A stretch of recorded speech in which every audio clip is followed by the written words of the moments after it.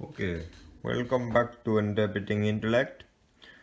Today we will be reviewing AP concepts, specifically the major trade routes. Okay, so the major trade routes um, that you need to know in AP can be divided into three sections. We have the silk, the sand, and the sea. So first we have the sea. Sea trade is in India. Yes, India.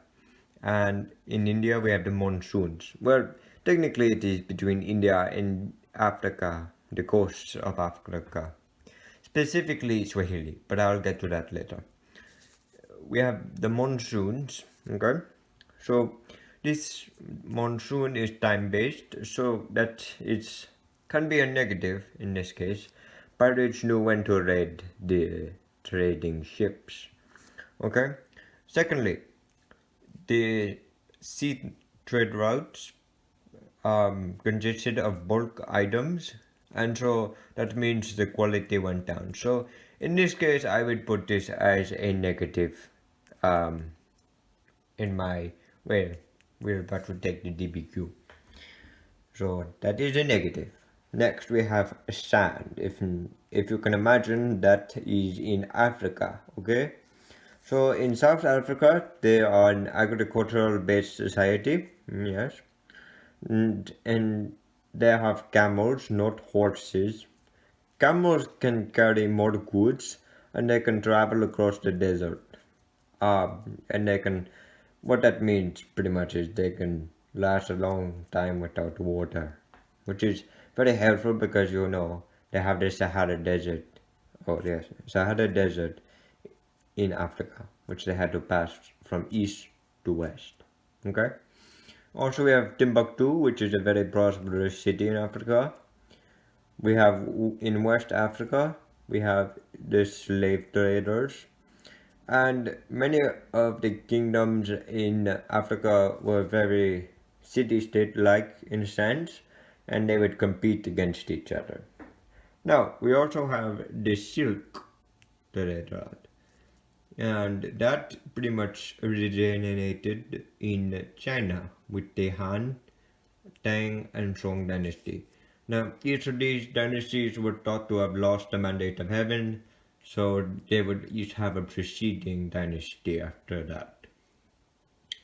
Now, all these dynasties provided security for the Silk Road. Yes. Now, the Silk Trade Route was a long distance trade.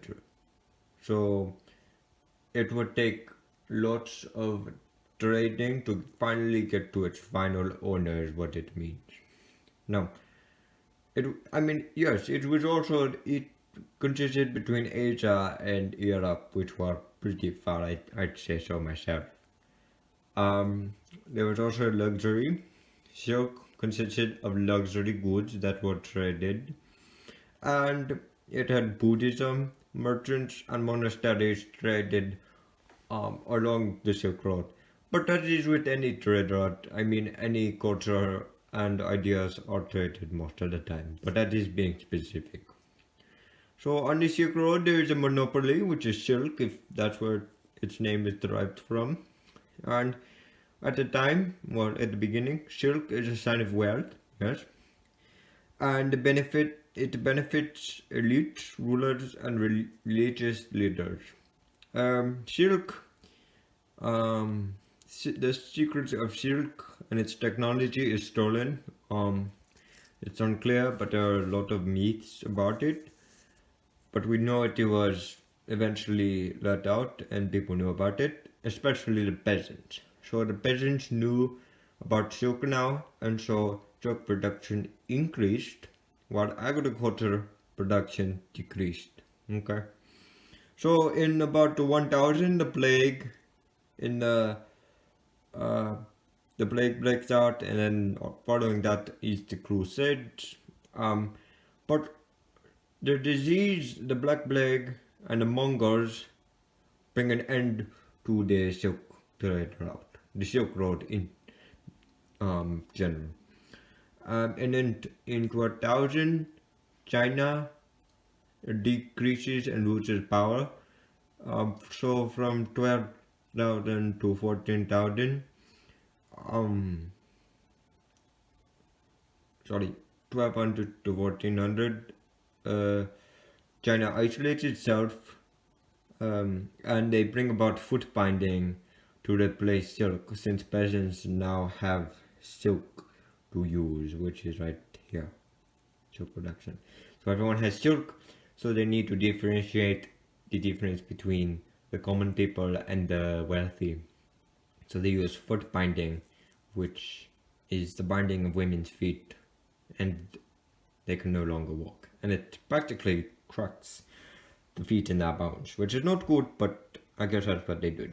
So next, um, this decrease in power in China creates a power vacuum in Europe. Okay, so Europe starts to gain more power at this time.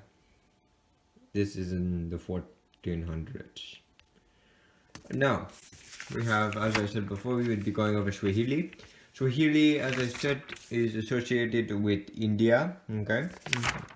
So Swahili, it is in the 18th century CE. Sorry, 8th century. Sorry, excuse me for that. It's a commercial city-state along the East African coast. Yes, and it has ports. So these are trade commercial ports. Very wealthy, I guess. You know. Each are politically independent, and they adopt Islam quickly. And this is because Islam was founded by Muhammad, um, and then Muhammad promoted trade, and he was also a merchant himself, so it worked out pretty well. Now, Islam linked Swahili cities to the larger Indian Ocean world. It also brought about the building of mosques in Swahili. Now, the African neighbors to the west did not adopt the Islamic religion.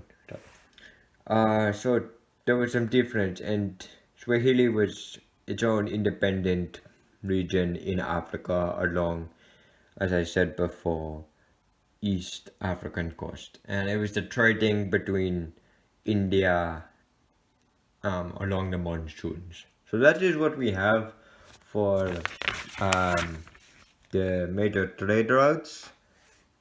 Um, Thank you for watching Interpreting Intellect. There will be more videos soon. Thank you.